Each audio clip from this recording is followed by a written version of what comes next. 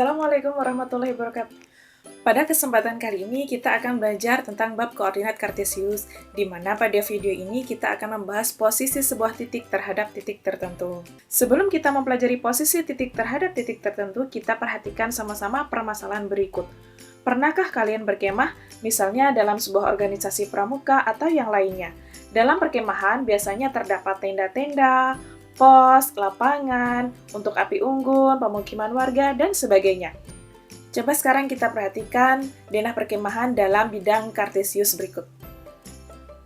Pada bidang kartesius di samping terdapat tenda 1, tenda 2, tenda 3, dan tenda 4. Ada pos 1, pos 2, pos 3, dan ada pos utama. Ada lapangan dan ada pemukiman warga. Pada pos utama ada si kembar Doni dan Dina. Di tenda 1 ada si Rani, dan di tenda 2 ada si Putri. Mereka berempat akan menuju pos 1. Bagaimana letak posisi pos 1 terhadap posisi mereka berempat? Kita mulai dari si kembar Doni dan Dina. Doni dan Dina untuk menuju pos 1, dia melangkah ke timur sebanyak 1, 2, 3, 4, 5, 6, 7, dan ke utara 1, 2, 3, 4. Lalu Rani untuk menuju pos 1, bagaimana letak posisi pos 1 terhadap posisi tenda Rani? Rani melangkah ke timur 1, 2, 3, 4, dan melangkah ke utara 1, 2. Bagaimana posisi atau letak pos 1 terhadap tenda Putri?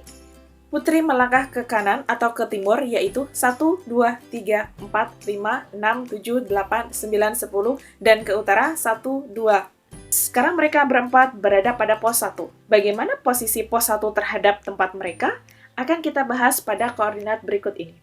Kita akan menentukan posisi titik terhadap titik tertentu. Terdapat sebuah titik A di sini dengan koordinatnya adalah 3,1. Titik A adalah sebagai titik tertentu atau titik acuan untuk menentukan posisi sebuah titik yang akan kita cari koordinatnya. Misalnya di sini ada sebuah titik P. Bagaimana posisi titik P itu terhadap A dan bagaimana posisi titik P terhadap titik asal. Sekarang kita mulai dari posisi titik P terhadap titik asal. 1, 2, 3, 4, 5, 6. 6 satuan ke kanan dan 1, 2, 3, 4, 5. 5 satuan ke atas. Sehingga kalau kita bawa ke tabel, posisi titik P itu adalah 6 satuan ke kanan dan 5 satuan ke atas. Koordinatnya adalah 6,5. Bagaimana posisi titik P terhadap titik A? 1, 2, 3, 3 ke kanan dan 1, 2, 3, 4. 4 ke atas, sehingga koordinatnya adalah 3,4. Kita ke contoh titik yang berikutnya adalah titik Q. Bagaimana posisi titik Q terhadap titik A? Kita coba mulai seperti yang tadi, seperti titik P, kita mulai dari titik asal terlebih dahulu. 1, 2, 3, 4, 5, 6. 6 ke kiri dan 1, 2, 3. Koordinatnya adalah negatif 6,3. 6 satuan ke kiri dan 3 satuan ke atas.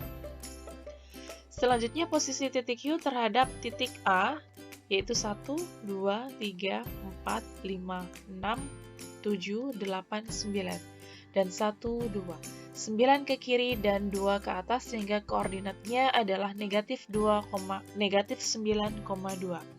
Satu contoh lagi, ambil titik di sini, misalnya titik R. Bagaimana posisi titik R terhadap titik A?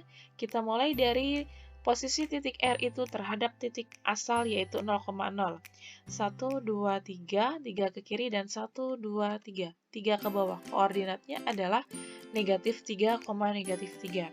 Lalu posisi terhadap titik acuan A yaitu 1, 2, 3, 4, 5, 6. 6 ke kiri dan 1, 2, 3, 4. 4 ke bawah, sehingga koordinatnya adalah negatif 6, negatif 4. Sekarang kita perhatikan di sini, koordinat titik P terhadap titik A adalah 3,4. Koordinat titik P terhadap titik asal 0,0 adalah 6,5. Dan titik tertentu sebagai acuan A itu tadi adalah 3,1. Hubungan mereka bertiga adalah 3,4 itu didapat dari 6,5 dikurangi 3,1.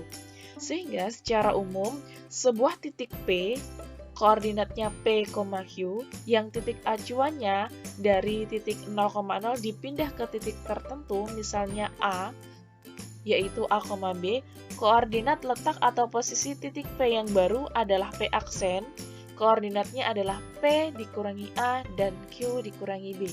Sekian yang bisa saya sampaikan, sampai jumpa di lain kesempatan. Semoga bermanfaat dan wassalamualaikum warahmatullahi wabarakatuh.